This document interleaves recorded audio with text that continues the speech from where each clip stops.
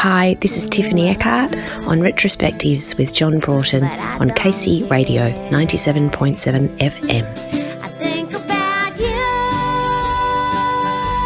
I think about you everywhere. Just to start us off, not only congratulations on your new CD, but I believe not too long ago there was a new addition to the household.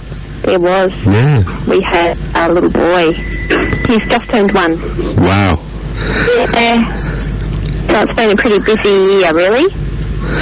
Has parenthood changed the way you go about your music? Oh, absolutely. Completely changed everything, really.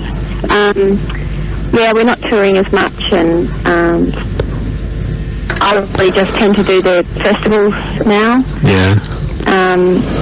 Which is okay. I mean, that's my favourite sort of gig to do anyway. So, yeah, but I do a lot less than what I do. I'm really probably more fussy about, I guess. Yeah. Do you think it would be even more difficult to balance the two if you were living in the city? I don't know. Might even be easier if we were living in the city, musically wise. But just for the lifestyle, I think, you know, we're happy where we are, being pretty far out, I guess. Yeah. You do live in a beautiful part of the world down there, and I'm sure it's as you just said, it's a happy existence for you, and it comes across on this and your other records. So I guess you're not a subscriber to the theory that you need to be suffering to inspire good songwriting? I think it's really true, that. I do think it's true. Yeah. But, I don't know, I think I'd be writing songs no matter what I was doing, because it's just something I can't seem to help doing. It's my release, or whatever you call it, you know? Yeah. And I think but look, it's a lot easier to write when you're sort of in despair. I think you can come up with a lot more songs, not necessarily better songs, but, you know, you tend to be a lot more prolific when your heart is breaking, I think. Were all the songs on this CD?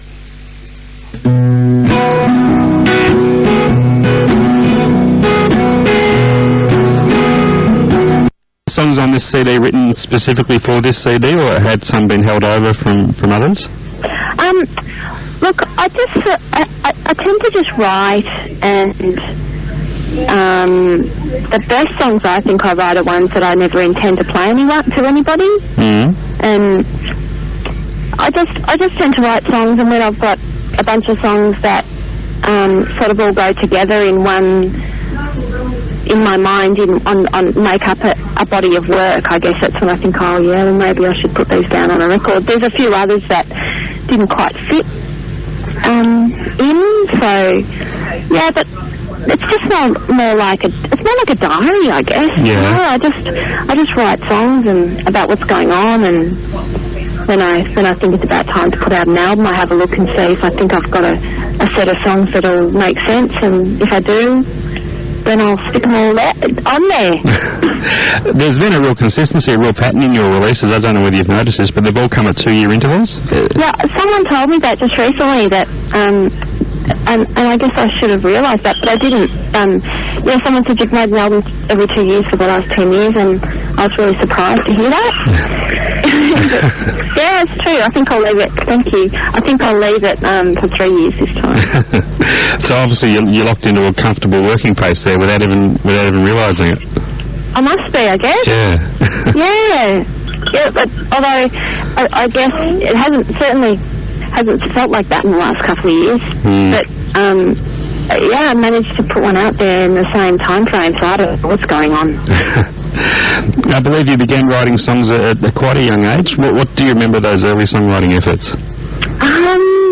I used to write playing the piano when my first song was, I was about 10, and they were very mystical, whimsical songs about horses and clouds, and I can't really remember. Yeah. I think the first chorus was "Imagination is beautiful," you know, and I wrote that when I was about 10.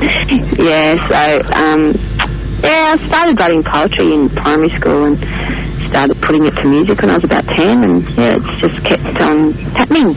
So piano was your first instrument of choice? Yeah, it was. Uh-huh. And I would have loved to have had a keyboard when I left home, but I didn't, and I just had a little acoustic guitar that my dad had bought me, and so I thought, oh well, I'll have to work this thing out because I couldn't take the piano with me. So it took me a long time. I found the guitar extremely frustrating because I was used to just the keys on the piano. I didn't really know what I was doing on the piano, but I was pretty frustrated by the guitar. But yeah, I can bash out a few chords now, so that's good. Looking back, what do you think was the first music to really inspire you to want to take it seriously? Gee, we grew up with, my brother was a huge Beatles fan, and my parents listened to Cat Stevens and Carole King and all those sort of fabulous songwriters of that era. Neil Young and yeah, all of those people. I guess, I don't know when I thought I'd take it seriously. Yeah. Not too much later, but people like Cat Stevens and Carole King and Neil Young and James Taylor all had a huge influence on my songwriting, I think, yeah. Would you say you were a confident stage performer right from the start? No. No? No. Terrified. Absolutely terrified. I used to dread performing. I didn't like it. I hated it. Like, I remember the first serious performance I did. I cried and cried the day before because I was so terrified. But yeah, it's taken me, and I learned to wear skirts so that people couldn't see my legs shaking. Oh, no. Yeah, I was really, I was nervous wreck. I don't know why I kept doing it, but I don't know. I guess I just did. But now I love performing, and I've mastered those nerves. I think I use nerves now rather than them being my enemy, because I used to, if I got out and I was really nervous, I couldn't sing. It was awful. But now I seem to be out. I've got more of a handle on it. Every now and then I'll be really nervous, but not like I used to be. So is that a gradual thing? There was no defining moment where you finally felt like you'd got over that? Yeah, I think I was getting better at performing and not being so nervous, but having children really, something happened. I guess I think I wasn't so worried about music. It wasn't like the be-all and end-all anymore. It was sort of more like a bit of recreation rather than my whole universe, and I just started to enjoy it. Mm-hmm. And so the nerves sort of left me a bit more then too. And that's still the case now. I just love it. It's great fun. Just playing music with Dave and Sandy, they're just so great. It's just so much fun. We have a ball. Back to this new CD, there's a real feeling of peace and contentment on the record. How much of that do you attribute to the songs themselves, and how much to the environment and the atmosphere in which they were recorded? Look, I think it's all a combination, John. You know, the songs, a lot of them I wrote when I was pregnant, mm-hmm. and that's a really sort of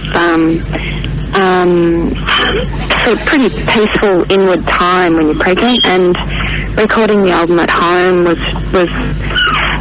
it was just really, it was a very cruisy sort of, even though we had the kids, you know, we were trying to do it around when the kids were asleep and everything, it was still, I suppose we did it in our own time. We didn't have that many time constraints, and Dave recorded it, and we were in our own environment, and yeah, so we really just did what we wanted to do, and in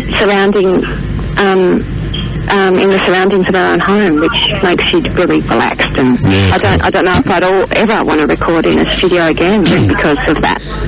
I think that we could hear that come through on the album too. Yeah. Talking about some of the songs on the record, Fairy Child is a lovely one, obviously about your little girl. That's right, yep. Tell us about how that one came together. We've got a collection of Beanie Bears, which are little teddies, and Ailish loves them. She's got a couple of favourites, Pink and Ra, and Dave likes to sit out in the veranda, and he makes up the voices for them anyway. It's a long story, but they play this game every morning, or they did at that stage, and and she's always running around in a tutu and a pair of NSYNC shoes, and she wants to be a ballerina, and I don't know, you know, it was just it all came about from those little things that were going on around me. Yeah. Yeah. And we used to sit every morning and have toast and marmalade in it when the baby was first born. And then, you know, it was just little snapshots of life, I guess, at that particular period in time. And that song's really close to my heart because it just brings those pictures straight back to me. And your horse even gets a tribute on the album. I know. Yeah. I know a lot of songwriters I've spoken to have told me they get a lot of great song ideas while driving their cars. Does the same thing happen on horseback? Yeah, I think it does. Yeah? Yeah, definitely. I always, I had horses when I was a kid, and I learned really early that if you sing and you're riding, it really calms a silly horse down, and I do that now still, just out of habit. And I guess I have done a bit of songwriting on the back of my horse, and that particular song was about my horse and about riding. Yeah, so that was fun writing that one. In fact, a lot of the album seems to be an ode to the people and things that are dearest to you. You're obviously very inspired by your everyday life and environment. Yeah, I am. Yes, that's right. Yeah, some people are really great storytellers in their songs, and I don't know, I just tend to write about what's going on in front of me and what's close to my heart, yeah, whatever that may be at the time.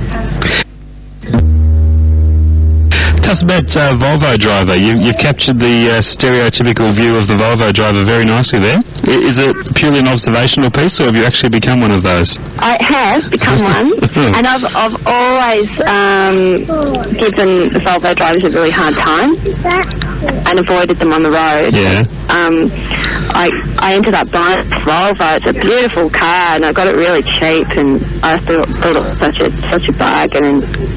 And when I first started driving it, it's a huge thing, and I just felt so uncoordinated driving it, and I felt really, everywhere I went that everyone would be saying, "Oh, you bloody Volvo driver." And I just wrote this song. I think in the first 2 weeks of having it, I got a parking fine and a speeding ticket, and I just felt I felt like a stupid Volvo driver, and I wrote that song, yeah. But it's a great car at the same time, and yeah. What would be a good result for this CD for you? Oh, I don't know, if people enjoy it and buy it, I guess. Yeah.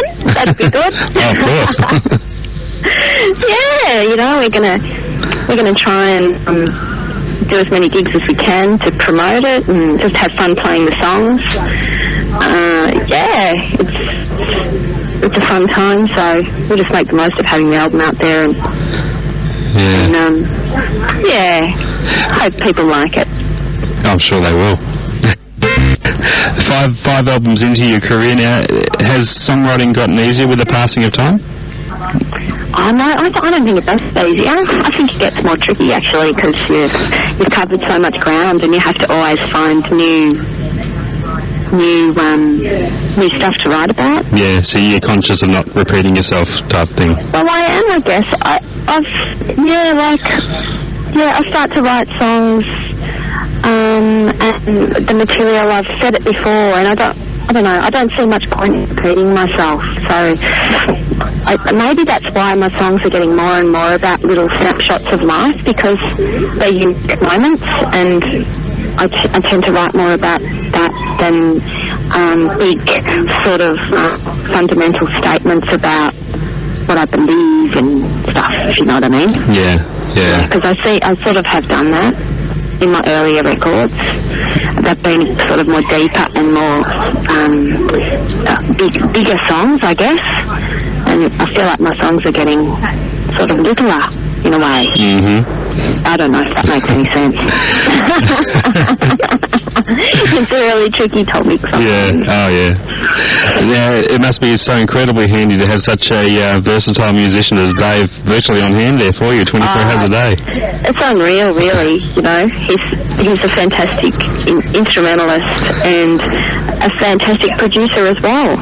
And he's really good at, he recorded the whole album as well. So, you know, you couldn't get much better than that. Yeah. It's been a huge influence on your music?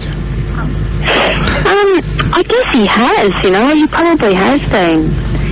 Because when I write songs, I hear Dave's playing all over them. Mm-hmm. I have, rather than like cello, or I used to hear cello and strings and piano and all this other stuff, but now I tend to hear slide guitar and mandolin and harmonica and all the things that he plays. Yeah. So I guess it has influenced my songwriting, Do you think it may have worked the other way as well? Can you hear some of yourself in his music sometimes? Yeah, I think we've both influenced each other, and we've been playing together for 15 years or so now, and I'm sure we have. Yeah. We're really conscious of it when we play, I don't think, but I'm sure we've influenced each other. Yeah. The album credits have you both down as producers. Did you each have specific roles in that for this record? Oh no, we just argued a lot.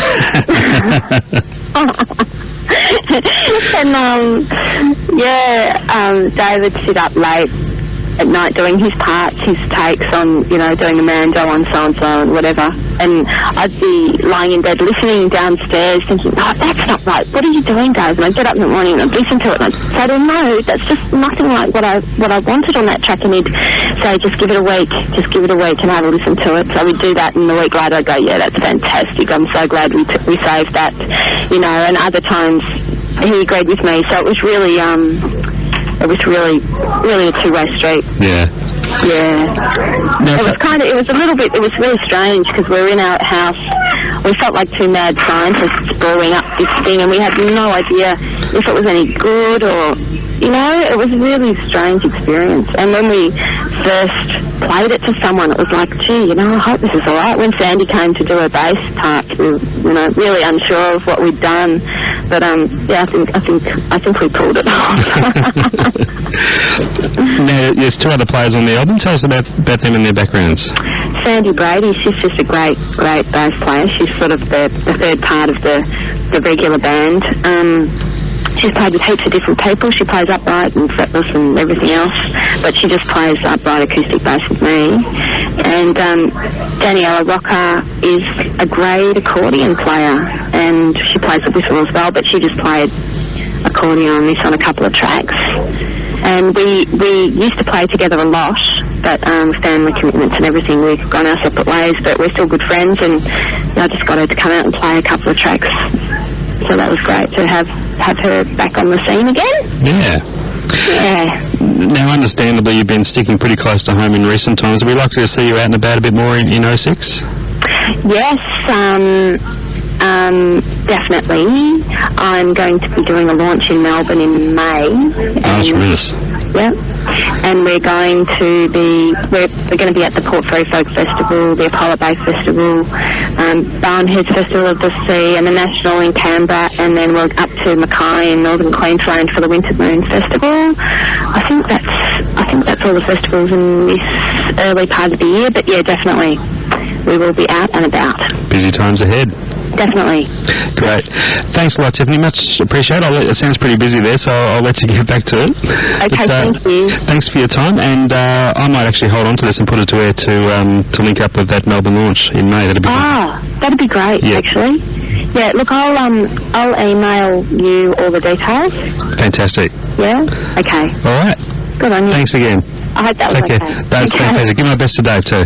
I will. All the best. Thank you. Bye. Bye.